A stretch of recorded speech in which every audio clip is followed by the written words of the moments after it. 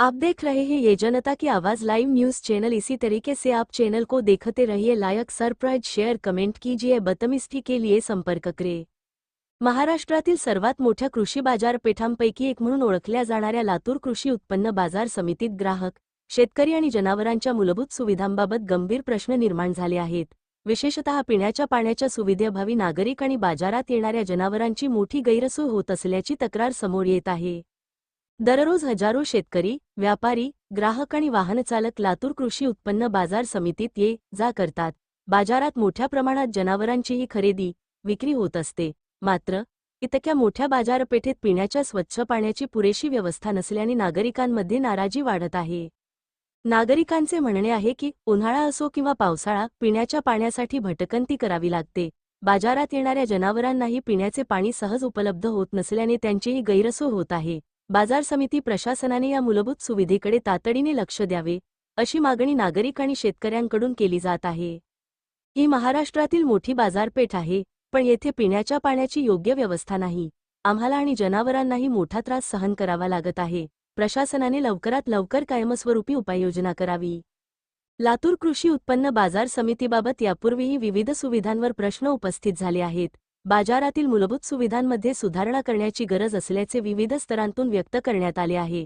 महाराष्ट्रातील महत्त्वाच्या कृषी बाजारपेठेत जर पिण्याच्या पाण्यासारखी मूलभूत सुविधा उपलब्ध नसेल तर हा निश्चितच चिंतेचा विषय आहे। आता बाजार समिती प्रशासन याकडे किती गांभीर्याने लक्ष देते आणि नागरिकांची ही समस्या कधी सोडवते, हे पाहणे महत्त्वाचे। लातूर प्रतिनिधी शेख मोइनुद्दीन। बातमीसाठी संपर्क करा 8766747386।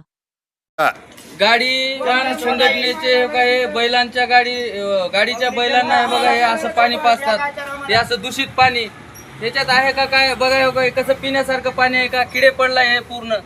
बाजार समितीचं एवढं दुर्लक्ष असावं।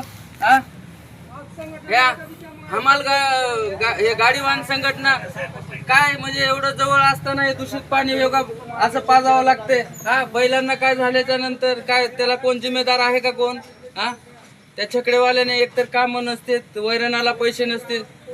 हे असं पाणी पाजून त्या जनावराला काय झाल्यावर कसं त्या माणसाने कामगारांनी कसं कष्ट करावं? हे असं हे बघा एवढं दूषित हे बाजार समितीचं हे बघा, पाणी लॉक झालेलं हे बघा, इकडे पाणी जात नाही।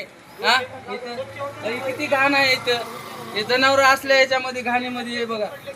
हे बघा किडे पडलेलं पाणी प्यावं लागतं हे जनावराला, हे किडे पडले पूर्ण। एवढा दुर्लक्ष बाजार समितीचं असावं।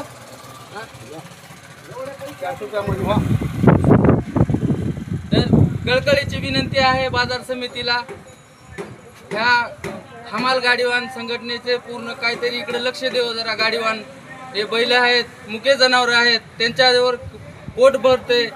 पिण्याचं पाणी हे बघा, हे असं पाणी पिल्याच्या नंतर कसं या जनावरांनी कसं राहावं या बाजार समितीमध्ये? तोंड हातपाय आमचे हमाल कामगार धुतात।